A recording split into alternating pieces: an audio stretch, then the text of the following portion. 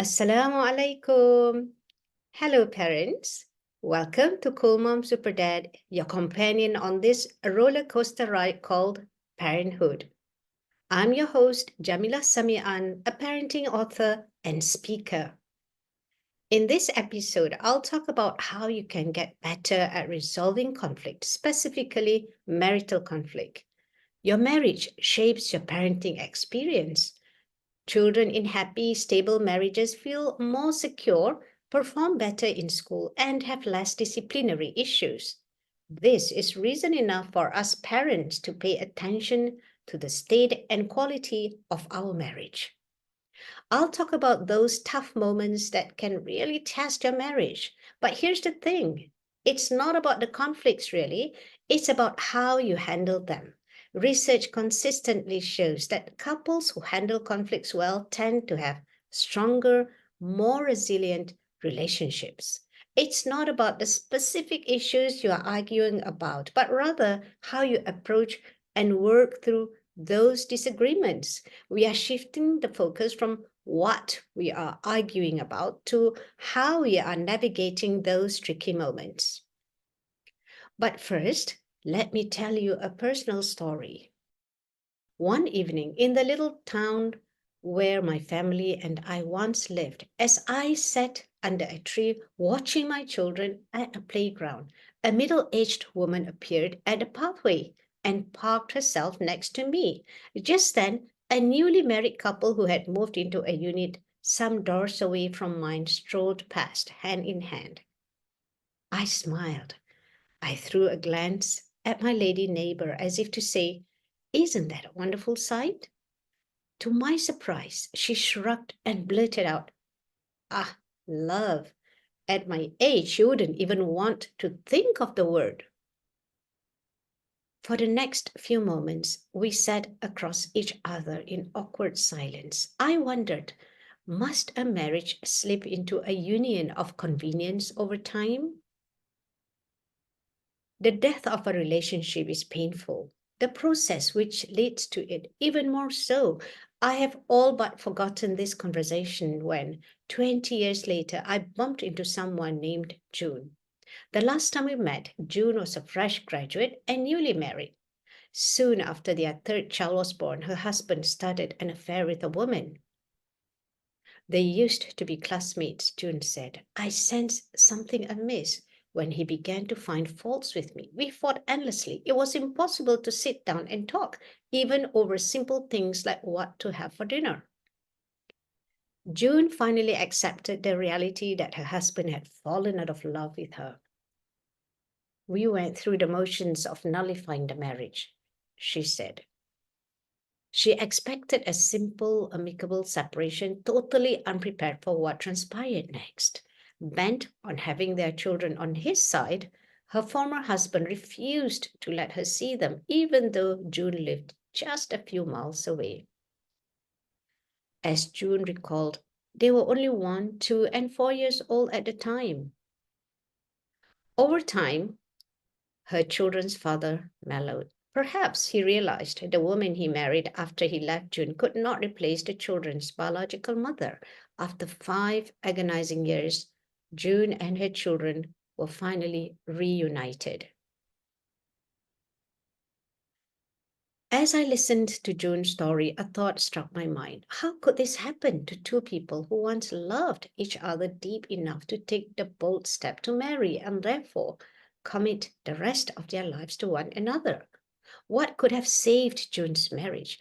What could people do to save their marriage, to keep the spark in their marriage alive and not to fall out of love with each other? Even today, years after I first heard June's story, I shudder at the thought of how much suffering a broken marriage can bring.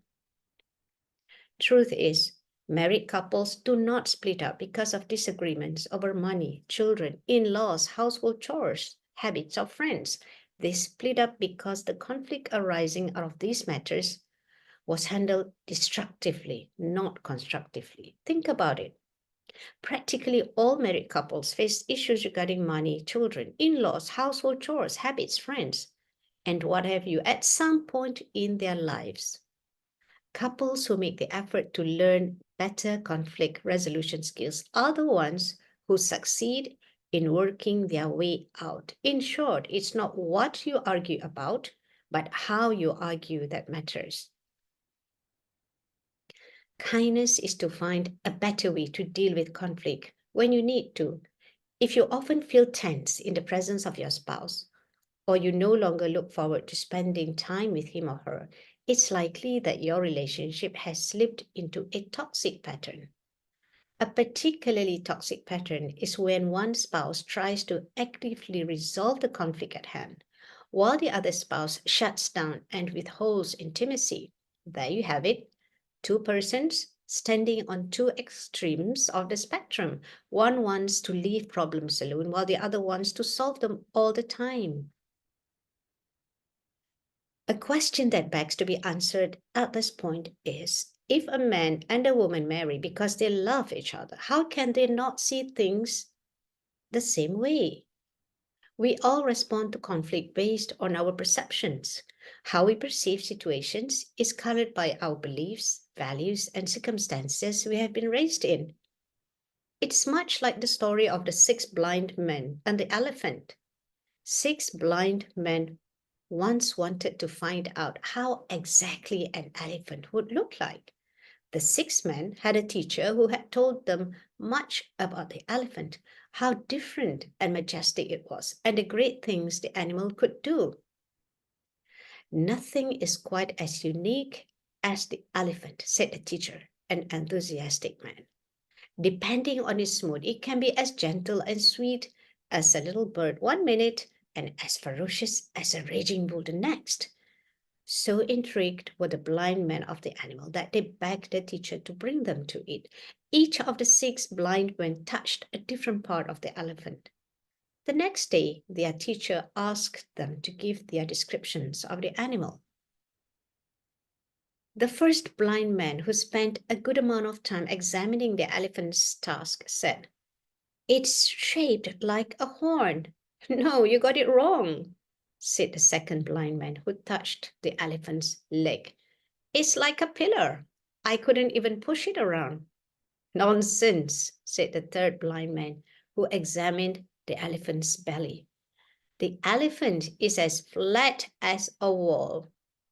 "I'm certain you all got it wrong," said the fifth blind man, who was led to the elephant's tail.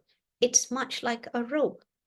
"Actually," said the sixth blind man, who took stock of the elephant's ear, "the elephant is broad and flat, much like a hand fan." For the next several minutes, the six men argued, each insisting he was right. "All of you are right, but not totally right," said the teacher. "You each touched different parts of the elephant. What you think about the elephant is based only on what you know. None of you examined the entire elephant, which is a combination of everything you had experienced." The same thing can happen in every conflict you face in life. We tend to argue and insist on what we think is right before even trying to understand the big picture. We often describe problems and offer solutions based on our limited understanding. Think of it this way: you and your spouse think, feel, and behave differently. Before you get upset over how different your spouse is from you, remember that you were attracted to each other because of your differences in the first place. Opposites attract. Rather than insist that you are right and he or she is wrong, negotiate to find a way that is right for both of you. There is always another way, a better way of achieving what you both want. Did you know that misunderstandings happen in the best of marriages? From the Islamic tradition, Aisha radiallahu anha reported that one day Allah's Messenger sallallahu alaihi wasallam, peace be upon him, said to her, "Indeed, I know when you are pleased and when you are angry. When you are pleased with me, you say, while making an oath, 'No, by the Lord of Muhammad.' And when you are angry with me, you say, 'No, by the Lord of Ibrahim.'" She, i.e., Aisha, replied, "Yes, indeed, by Allah." O Allah's Messenger, I do not abandon when angry except your name. Narrated by Muslim, Al-Bukhari and Ahmad. Marriage is not a contest. God has put the two of you together on the same team to win. There will be times when you experience pain no matter how great your relationship is with your spouse. Perhaps because he or she unwittingly did something to hurt your feelings. Misunderstandings occur in the best of marriages. If you are not careful, the pain that you experience can trigger negative thoughts in your brain regarding your spouse. If let loose, these negative thoughts over time can drive you to interpret your spouse's words and actions negatively more and more. When this happens, you no longer focus on the positives. Your mind is on a negative cycle. To illustrate, if your spouse comes home one day and says, "Hey, I bought you some deodorant this morning," taken negatively, you would think, I'm smelly. That's why he bought me a deodorant. Taken positively, you would think, he's happy with me and likes to buy something I like. Couples in happy marriages do get caught sometimes in a negative thought cycle, but they are quick to stop and correct themselves before they go too far. They know that negative thoughts feed upon themselves and little else. So do positive thoughts. Negative thoughts drive negative words and actions, which become withdrawals in your emotional bank account or EBA. Positive thoughts drive positive words and actions, which become deposits in your EBA. There is a strategy to think well of your spouse. If you find yourself overwhelmed in a negativity cycle, you can choose to be kind by taking the following 3-step strategy. Step 1, catch yourself red-handed. Be aware of the negative thoughts that race through your mind.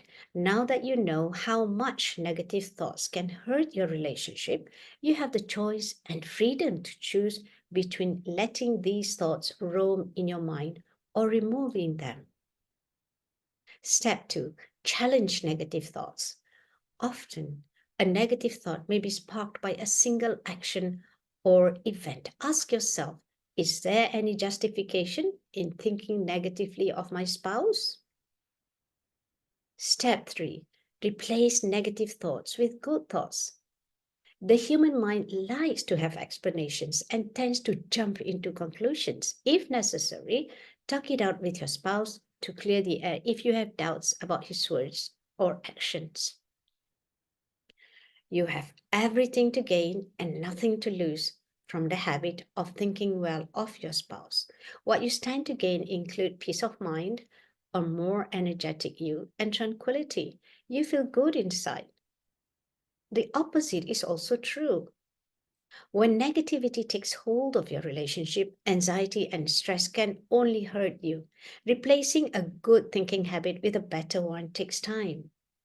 Be patient with yourself and never give up. Arguments arise because both of you don't see the same thing the same way. Guess what? It's okay. Have you heard of the term creative tension? It means that when two or more people disagree, they are forced to look for solutions and ideas which they might not have thought of before. Imagine marrying someone who has the same thoughts, ideas, perspectives. You always agree on videos to watch, books to read, places to visit, friends to spend time with. You two would never have the chance to disagree, the opportunity to discover something new. What a scary thought. Differences enrich your lives together. If and when you need to raise a matter of concern, there may be moments when you are truly angry and you feel like venting it all out. Choose to be tactful. It isn't smart to lash out at your spouse, throwing things around or slamming the door in your spouse's face, pushing him or her into a corner. Most likely, you will provoke a defensive reaction. Putting your spouse down might seem to work for a while, but in the long run, focus is shifted to how emotional you have been, not the problem itself. Negativity, harshness, and sarcasm tend to plant the seed of resentment. You're not being dishonest when you choose to restrain yourself. You are just handling it a lot smarter. Next, confront limiting beliefs. Like it or not, we all have limiting beliefs that we need to confront. Growing up, you would have seen and heard men and women behave in particular ways. You would have heard comments from people near and dear to you about men and women. Some of these comments may affect the way you view your spouse.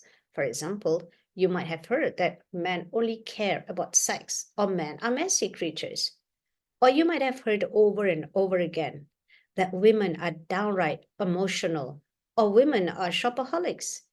Make a conscious decision not to be swayed by stereotypes. Your spouse may or may not fit in this picture that you have in your mind.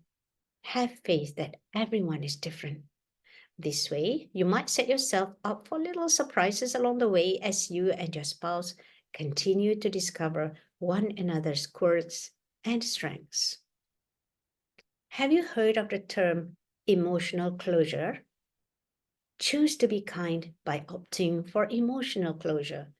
You and your spouse do not have to completely agree on a matter first before you both can move on and feel at ease with each other. There is such a thing as moving on despite not agreeing. It is known as agreeing to disagree. It means that you and your spouse take the time to listen to one another's views, respect them, and accept that that's the way it is. It doesn't mean the problem is solved. Rather, you are putting a lid on the matter and acknowledging that you haven't reached a solution, at least for the time being. Failure to reach emotional closure is a possible source of conflict for extended periods of time.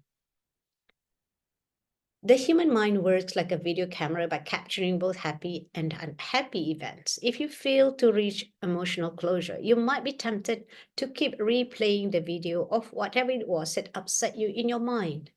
You might raise matters that have made you distraught in the past, and in the process, make your spouse upset too. Your mind plays tricks on you, and one day you might blow up for the littlest of things without even knowing why. This is why, if you have an issue that you cannot sort out for now, aim for emotional closure as you and your spouse continue to look for a solution that appeals to both of you together. Some solutions may suit you but may not appeal to your spouse. The other way around might also be true. Focus on what works. What works for other couples might not work for you, although it might give you ideas on possibilities. A common matter of contention among mothers is how to get fathers to be more helpful at home. It's good to remember that fathers don't walk or talk like mothers any more than moms walk or talk like dads.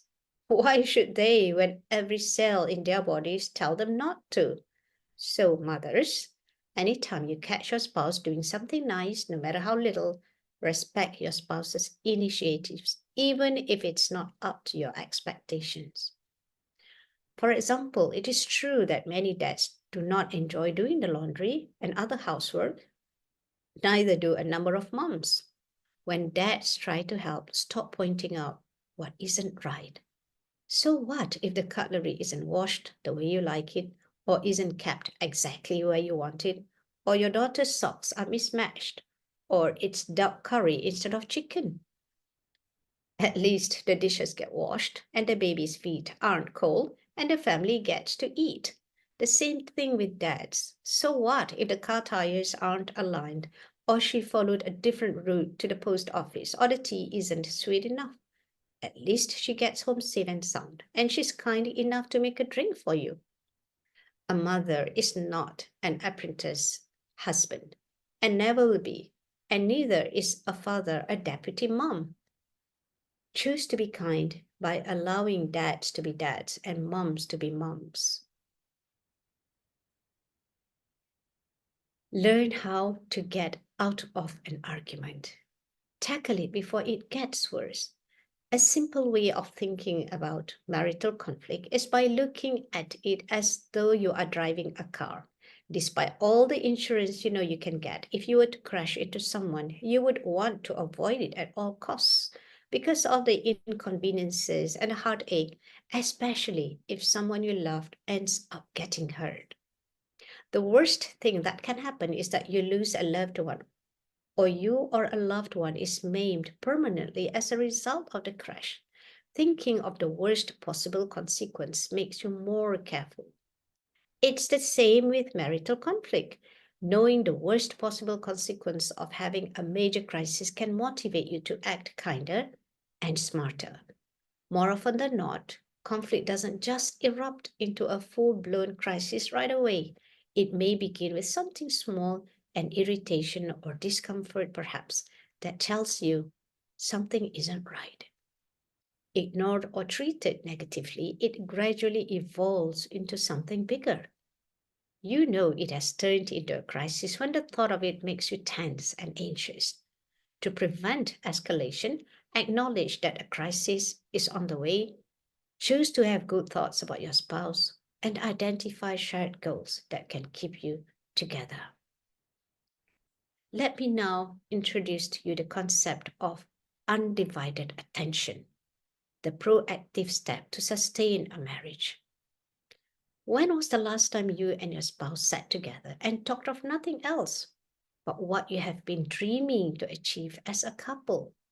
No matter how difficult, spend uninterrupted time together where you and your spouse can give each other undivided attention.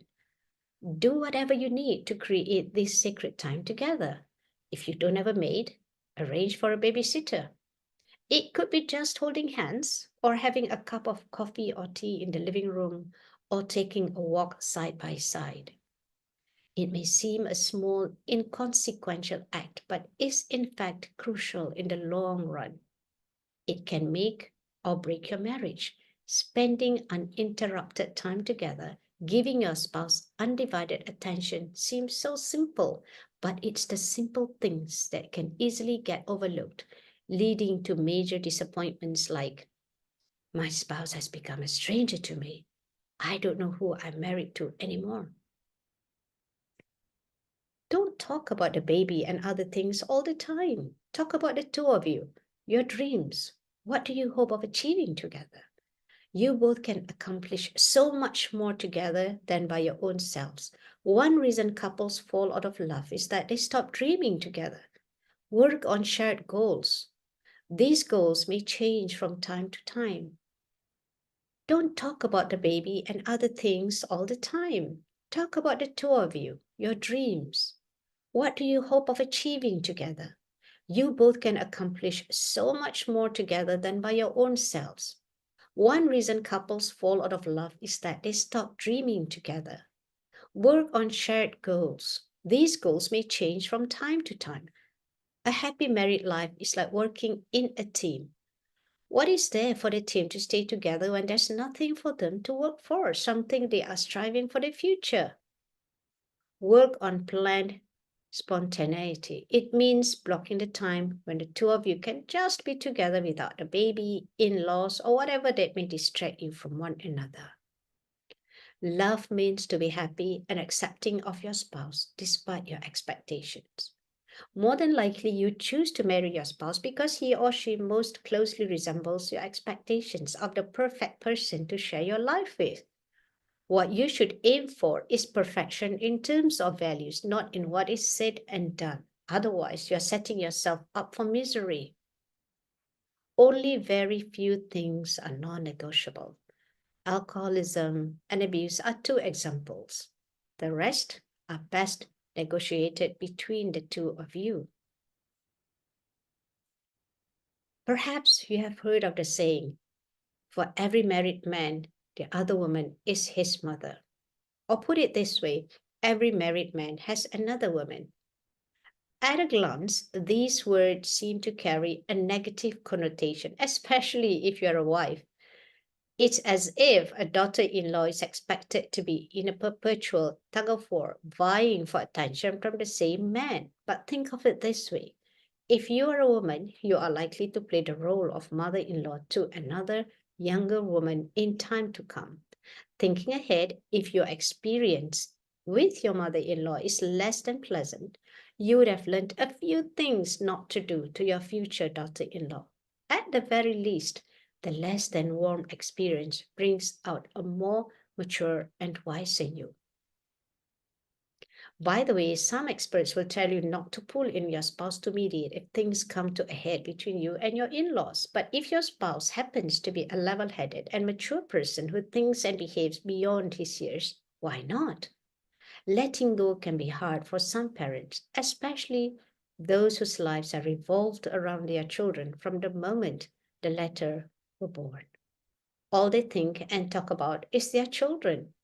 Apart from that, some parents are so used to being consulted by their adult children, so much so when their children are married, they need a longer time to accept that things have changed.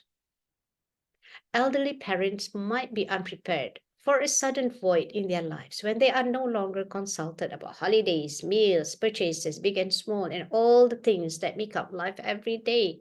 It might spark a level of uneasiness which can cause them to behave differently, not quite themselves. Best thing to remember is if you find yourself caught in this situation, do not take their criticisms personally. Manage your sensitivity. It's not you, it's them. A kind word or gesture every now and then may help put their hearts at ease. Put your best foot forward. One word best describes your in law's state of mind in the crucial years: curiosity. Naturally, they want to know if your spouse made the right choice by marrying you. If you come across as easy to get along with and are considerate, it would help them adjust and win you points. Take the time to get to know them better, especially in the first few months. Get out of your way to discover their likes and dislikes. If you cannot accommodate what they want, at least acknowledge their views. Show interest in what they have to say. It makes them feel respected and it will earn you their respect. People want to be heard, regardless of whether their ideas make sense to you or not. That's a basic human need. Whether you accept them or not is a totally different matter. Despite trying to be positive, what do you do if you often find yourself noticing the negatives among your in laws? A quick remedy is to reflect on your own relatives. Recall someone, perhaps a brother or a sister, a parent, an uncle or aunt, who has such a trait. Trust me, you won't have to spend hours for this exercise. It's likely to put a smile on your face, especially if the trait happens to belong to a favorite relative of yours. It's a quirk of human weakness. We tend to see faults in someone that don't belong to our family circle. Every one of us is biased in some way. Focus on building bridges rather than burning them. It's not easy to repair a relationship with in laws once it's broken. Kind words like, "Oh, you like apple pie? I've seen a chef prepare one on YouTube. It sure looks delicious," mean a lot to them. Be sensitive to their temperaments. For example, some elders take time to warm up to someone new. Don't assume just because your in law is quiet, he or she doesn't like you. Try to fit in as best as you can. You don't have to give in to their every whim and fancy, but little things will put you in their good books. For example, some elders take time to warm up to someone new. Don't assume just because your in law is quiet, he or she doesn't like you. Try to fit in as best you can. You don't have to give in to their every whim and fancy, but little things will put you in their good books. Small acts of kindness like bringing a small gift does help. Make a brief stop at a nearby supermarket to grab some seasonal fruits or dash to the bakery to get their favorite dessert. Despite your best intentions and efforts, your relationship with your in laws might not work out the way you wish. Domineering and intrusive in laws have yet to disappear into a thing of the past.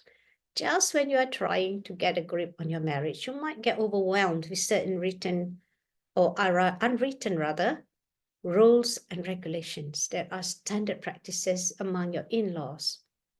Dinner with them every weekend, no matter how exhausted you have been all week. Late nights out, even when the next day is a school day, or the rights for your in laws to use your car whenever they need it. Much as these bother you, stay calm and in tune with your spouse. Do not push your spouse to a corner. It can be trying as you negotiate the uncharted territory of the early years. You might feel like venting your frustrations to your spouse.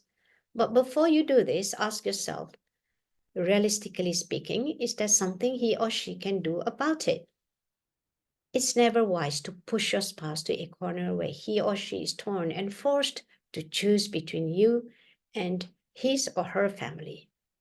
In many cases, your spouse would have his or her hands tied.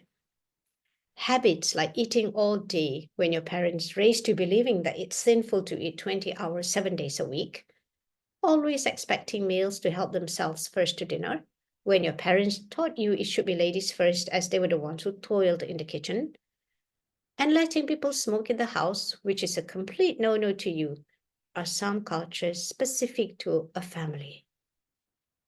As much as these habits upset you, chances are there's little your spouse can do about them. How much time to spend with each family is another dimension you need to look into. Spending more time with one family and less with the other can give rise to resentment. It's easy to get into a situation where you feel your family is slighted and given less than their due. Compromise where you can, rather than choosing sides and referring to it as their way against my way. Make it our way.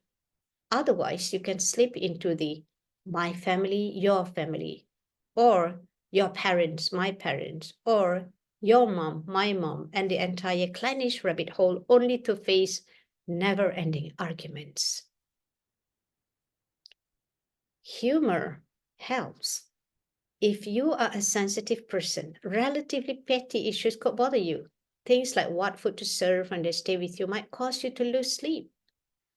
What's like a feast to you may appear to be too simple for them. For example, your in law may say, I would prepare something better if I have guests coming. Of course, it hurts. You could get up and get away from the spot to calm down.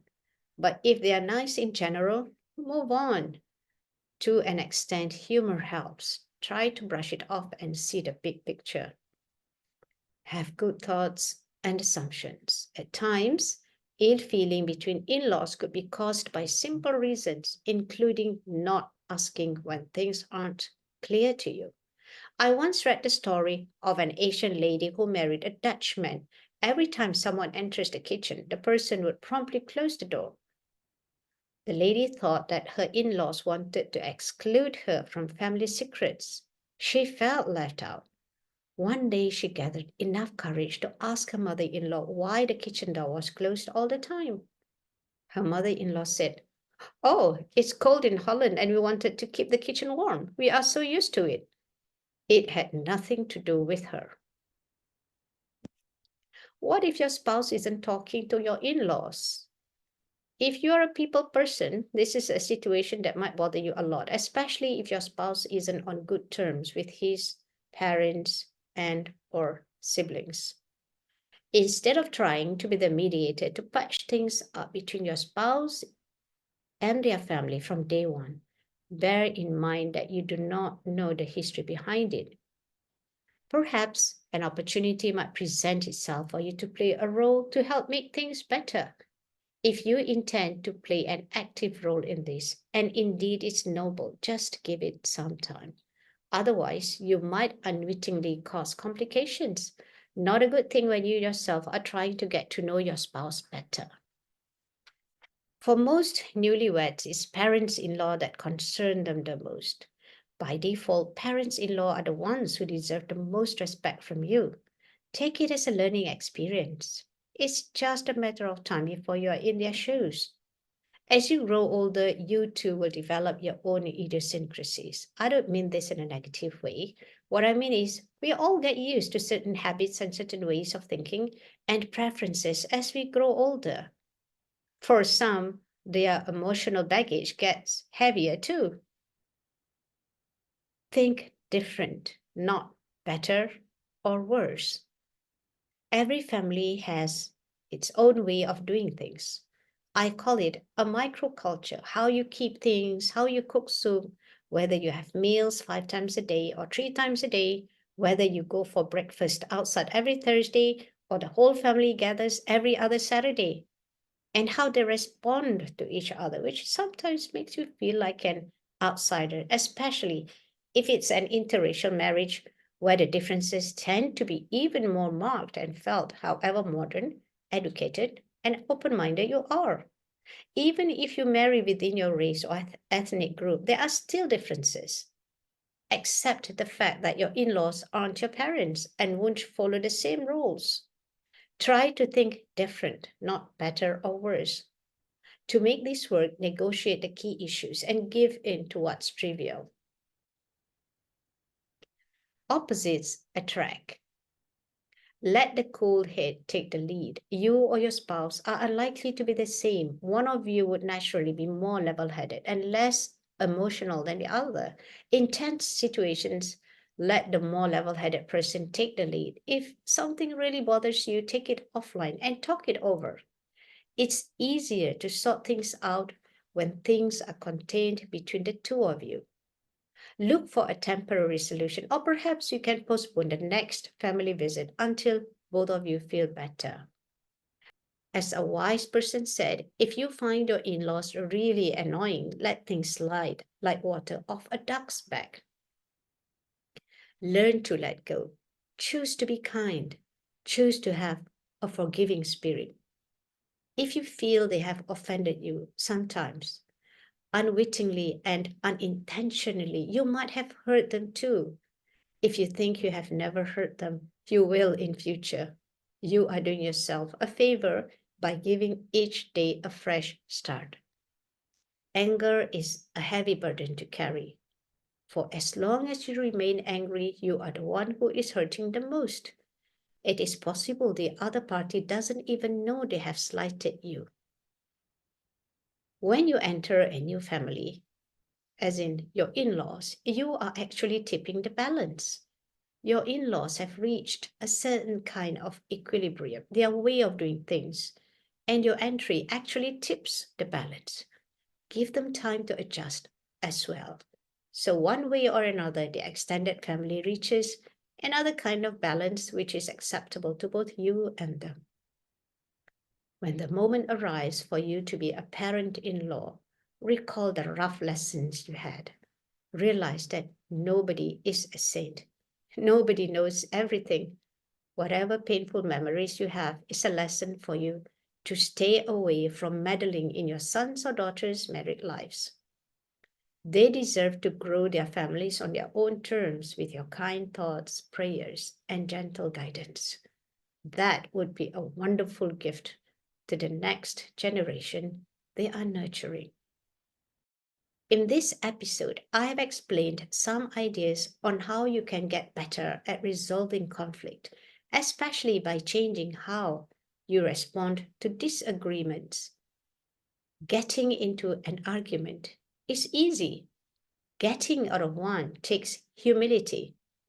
Think of what you can possibly say and do to create deeper understanding and respect between you and your spouse.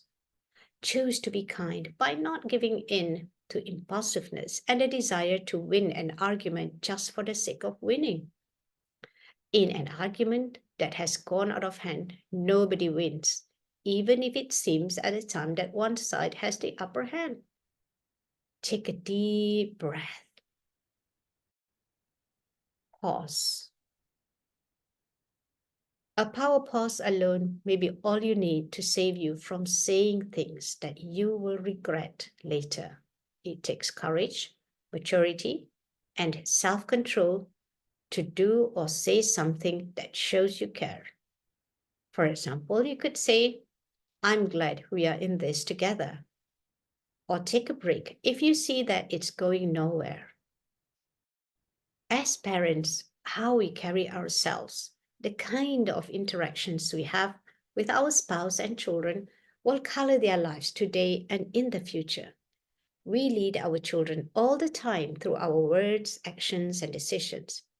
Nobody is a perfect parent, but by being mindful of what we say and do, we can motivate, encourage, and inspire our children to be the best they can be.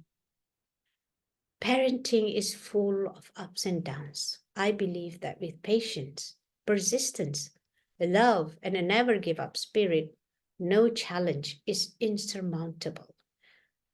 Let us redefine what it means to be a cool mom or a super dad. This is Jamila Samian of Cool Mom Super Dad. Hit that subscribe button, buckle up, and let's create a better roadmap and experience for navigating parenthood. Cool Mom Super Dad, because together we'll do better.